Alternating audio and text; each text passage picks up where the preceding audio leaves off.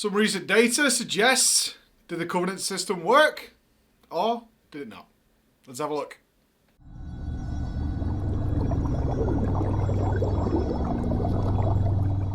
This week, some interesting data started to appear, and data is everything, because one of the biggest battles me and the team faced over the course of Shadowlands Alpha and Beta was just people going with the gut feelings. And we had no choice but to also kind of go with our gut feelings.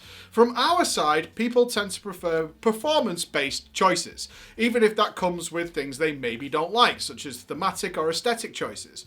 On the other side of the coin, we were being browbeaten by people saying, no, the vast majority, a big phrase that is always used, of players in this game are super casual and they don't give a toss about the performance of their characters. They will just choose whatever they like. Who is correct? Are we wrong? Are they wrong? We don't know. And that's really difficult, because if we did know the answers to those questions, then we could make better, more accurate prepositions and suppositions about what is going on in the game, especially when Blizzard makes changes that we simply do not understand.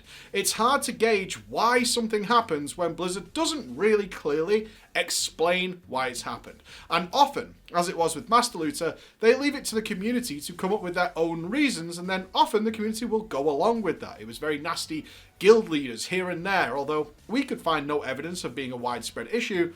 Maybe it is the case, and we end up with this weird place. So, when it came to the Covenants, me and the rest of the team, obviously Raiders more than anything, always lean towards the performance end of the spectrum. If one thing is going to give me a superior advantage, I'm going to take that, and I would use an alt or whatever in order to see the aesthetic choices I want, or transmogs and things like that. Although we did argue regularly, we would prefer it not to be the case. The whole pull the ripcord. I would like the abilities. I'd also like to try different ones out regularly rather than being tied to one, but I also prefer a significant Covenant. Look at my example. I stood on that stage at BlizzCon as Ian was pronouncing and announcing the wonderful Covenant system, and I immediately said I would never ever go Night Fae. Yet I sit here, my main character is a Night Fae because it is the superior choice in the part of the game that I particularly enjoy. So, when WoWranks.io posted some statistical data on what Covenants and what classes and what specs people had chosen, it was really interesting to see which way did people go. So we do know one thing before we get into this. This is not the entire picture. On the back of this, we have opened dialogue with Raider.io, who are the premier people for pulling this kind of statistical data. And after a very long phone conversation last night with them, we're going to be working with them over the next month to check out certain trends. So there'll be more information on that towards the end of the video. But let's look at what happened and what kind of information can we glean from this snapshot of what the player base is currently doing. So at the moment, WildRanks.io shows around 2 million characters. Now we know, after our conversation with Raider.io, there are approximately about 4 million plus level 60 characters, outside of China at least, who run things a little differently with their data. And it's kind of interesting. We could easily look at, say, one area of this and say people are obviously performance-minded over anything else. And a good example of that would be the Shaman. In terms of the Shaman, we can see that Resto and Elemental, who use Primordial Wave as their best spell, 50% of all Shamans chose Necrolord, so they could use the Primordial Wave. It's not thematic towards Shaman, there's no big pull towards being a Shaman Necrolord, yet it is clearly the way to go. However, if you play Enhancement, Primordial Wave isn't particularly good for you. A big issue that we pointed out early in the alpha is that the Covenants are not equal across the board when it comes to your spec. And we could see that 35% of all Shamans, mainly Enhancement Shamans, chose Venthea. Venthea's Chain Harvest works particularly well for Enhancement Shamans. So that makes sense if we look at just the Shaman players, that they went primarily with what was performance-based. But that's bad. That's bad statistical reading. I am under no illusion that's the case, and I'm not going to pretend here I'm not going to pretend for any moment whatsoever that what I just did was solve it, wrap it up in a neat little bow, and call it a GG. That's not the case at all, because there are some other interesting twists here. Let's take a look at the Druid. An overwhelming majority of Druids chose Night Fae. Now, Night Fae, in terms of balance and resto, and even Guardian, is considered to be the best one to go. If you're performance-minded, Night Fae is the way to go. However, is that the whole story? Of course it's not the whole story, right? It is absolutely not the whole story. Why? It's very simple to say that thematically, druids should want to be Night Fae. People who are into their druid and like the call to nature would go Night Fae. That's a natural distinction to go. And the same story could be told with Death Knights. Most of the Death Knights decided to go Necrolord. Is that because Slappy Hands is the most fun spell? In my opinion, Slappy Hands is the most fun spell accessible to a DK. And also, DKs have it relatively easy compared to others. Their Covenant abilities are relatively even across the board. You can choose one and only be a couple of % different between each one, something we were all hoping would be the case for everybody. But sadly, that's not the case. And we can see an overwhelming majority of DKs chose Necrolord. However, I would argue that thematically, DKs would probably want to be Necrolord. Their armors fit Death Knights almost perfectly. Everything about Necrolord plays into the Death Knight fantasy. And while several of the big prominent role players have come to speak to us and have told us that actually they prefer being something like a Kyrian DK so that they can tell the story of a Spirit Death Knight, all different ways of playing World of Warcraft, we can clearly see that there is this shift over to that. A more interesting look then is the Rogues. The Rogues don't really have a thematic built-in class fantasy that ties directly to a Covenant ability. Also, they are in the advantageous position of their Covenant abilities being relatively even.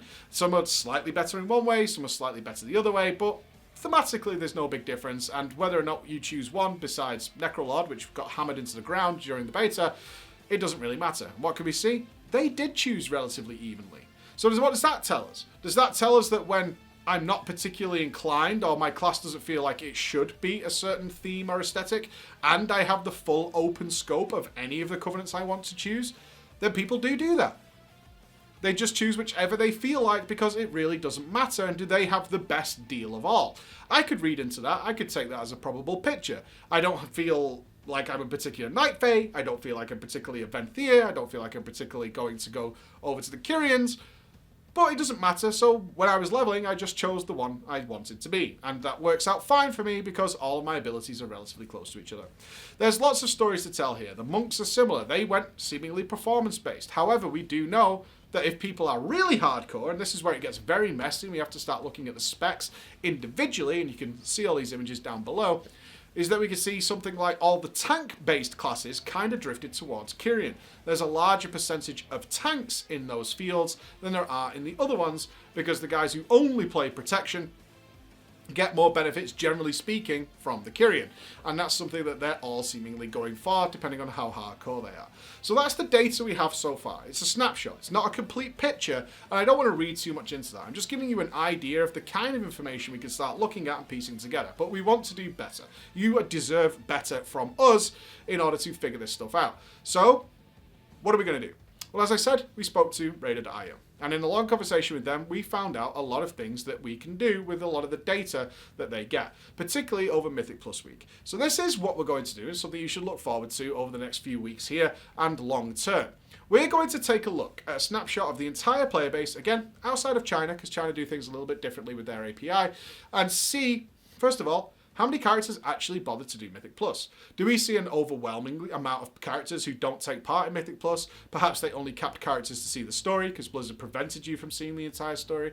Or did a lot of people take part in at least Mythic Plus 2 in order to get something out of the Great Vault later on, even if it was on obscure characters? And remember, we're dealing with characters here.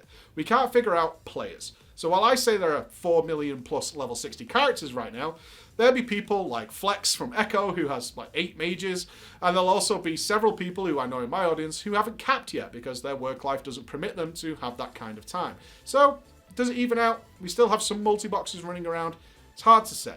But what we do know is what people do with those characters. Are people just capping alts for the sake of capping alts? Are they doing it for some other reason? Or are people actually taking part? One of the big things I got accused of during the alpha and beta of the Shadowlands, and of course in BFA, most people don't even do Mythic Plus. Most people never see the inside of a Mythic Plus dungeon. Is that true? I want to know. I want to know if that's true. I want to know if that's true because that can make my content better, I can target it better, and perhaps I can dispense with some of my presuppositions about what players do.